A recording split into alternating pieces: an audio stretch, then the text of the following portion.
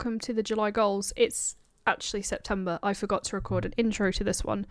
So it's going to be kind of a hybrid one. If you watch the June goals, you will know that a lot of goals have been carried over and will be completed in the September goal video.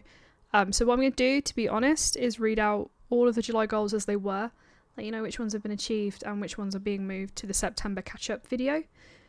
So July was my birthday month. So my first goal was to go and walk the llamas. Literally go and hang out with a pack of llamas for a couple of hours, walk them around a farm and vibe with them.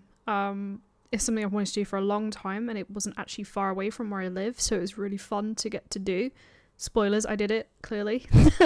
My gaming goal was to get all the 8th occurrence remaining on Final Fantasy XIV Dawn Trail, something I've been putting off for a year, but I knew it would make my life easier because there's new content coming out, so that was just like a little, stream goal. The third goal was to make a memory wall. As you can see in September, it's not done, but it will be getting done when I get back from travelling. I want to decorate all this wall, set up lighting, sort this out to make it a little bit more friendly. That will be carried over to September. I wanted to have goal 4 is a bit hard to judge, but I don't think I'm there yet. I wanted to launch my new age, as it were, like New Year's resolutions, New Age resolutions type thing. I wanted to launch my new age of 34, have a healthier year, get more in tune with my body, stop scrolling, get more in tune with my mental health. I wanted to just kind of level up, have a glow up. I was doing really well until August, when I fucked my foot yet again. You'll see about that in the August goals, but I had an accident and it's kind of delayed everything. But when I get back from travelling in September, I plan to properly launch a little glow up. I don't want to call it a lifestyle change, I don't want to call it a diet, I don't want to call it fitness focus, I just want to call it glow up because I think it's cute. So more on that in September. And the final goal was to finish the book War and Peace. For reference, War and Peace is this big. It's 1,500 pages. It was something that I started in March of this year. It's a New Year's goal from 2024. Well, I said it for 2025 in 2024, if that makes sense.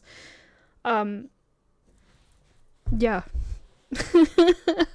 It's a chode of a book, and we did it. I started it in March, finished it in August, so I only spent a couple of extra weeks reading it. It's a big old book, but what I'm going to do is do a little book review for you at the end of the video. I was thinking about doing a book review stream at the end of 2025 to let you know everything I've been reading. I've been reading and listening to quite a lot, devouring books, and I think it'd be something different, or I can make it into a video. One of the two. So those were the goals. I'm going to let you go and see the llamas. I'm going to go see the 8th occurrence, and I'm going to see you back here for War and Peace. To sum up, the house goal for the memory wall, and the goal of a glow up, I think I need to keep doing, so I'll put them in the September goals. But I'll see you back in a second.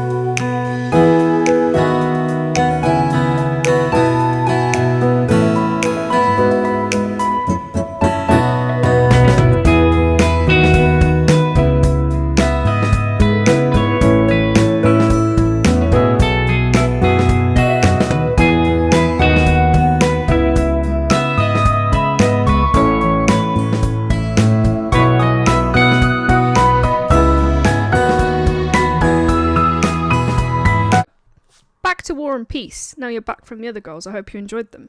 War and Peace has been regarded as one of the longest books to ever be written. One of the most esteemed books to ever be written. It's Russian literature. It's by Leo Tolstoy. It's a book that I did a history degree, so I had about War and Peace all the time. Like, you're going to write War and Peace, don't write War and Peace, in reference to essay length. But then when I was watching Gilmore Girls, Rory Gilmore was talking a lot about reading War and Peace, and I think it kind of just stuck that I wanted to try this book. Waterstones do these really cool covers that are like this, and I've got quite a few books that match in this like cool design cover. So I bought this, I think, at the end of 2024, literally in December, and I was like, you know what, I'm gonna read that bad boy, because I'd recently read Crime and Punishment by Fedor Vodotsky, I think is how you say his name, and I got into that, and I really liked the themes that were coming through that, and he recommended War and Peace. They're both dead, I believe, because these books are really old. But I picked it up, so I found it difficult. I'll not lie, I found it difficult. I'm used to reading long pieces of work. I think the longest actual fiction I had read up until this point was probably Stephen King's It, because it's 2 books sandwiched together. They're about 1,000 pages each combined. That's the version I had that was kind of sandwiched together, but that was horror, and let's not lie, bit of a drunken mess. But it's alright, you know, there was a space turtle, there was a clown, there wasn't really a clown, there was peril. This, Russian. I enjoyed reading Russian literature. I think it's quite honest. Of the time period that it's set in. The thing about Russian literature I've noticed is the names change quite a bit. I don't know if that's the English translation trying to keep up, but you'll have a couple of different names for the same character. Now, I don't know if that's our translators just being like, oh, I don't know, or if that's something in general of Russian literature. I found points of it hard to push through, but the chapters that I really stuck to, I really enjoyed. There's a storyline with Natasha. I think Natasha became my favourite character. She's a young lady who was getting married, then wasn't getting married, then got married. There's a storyline with her where she falls in love with a prince, then realises she's in love with someone else. Can't be that person because that person's actually married. So she takes a lot of arsenic, and then disappears, comes back, becomes an integral part of the end of the book, and then has a happy ending, so to speak. I really liked Natasha's story. I liked how they discuss courtship in this book. I didn't really enjoy... There was like 20 mini chapters on wolf hunting, and I didn't appreciate that. But for the most part, I made it through. I literally took this book everywhere with me. I took it to work. I took it to trips away. I took it to Wales with me. I freaking took it everywhere. As you can tell, it's a bit worn. But I'd recommend if anyone's debating to read War and Peace to say they read it, read it, but just know it's a slog. It's a real slog.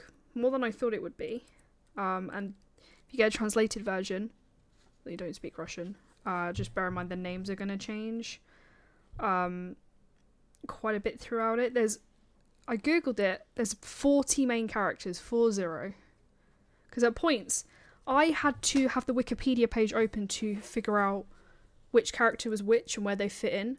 Like, it was actually really useful. And then I found a Reddit subreddit where they were reading a chapter a week, and they would break down each chapter. So sometimes when I got lost, I would just go on there and kind of figure out what was going on here and there. Because some chapters are very short. It's literally just one conversation. Some chapters are long.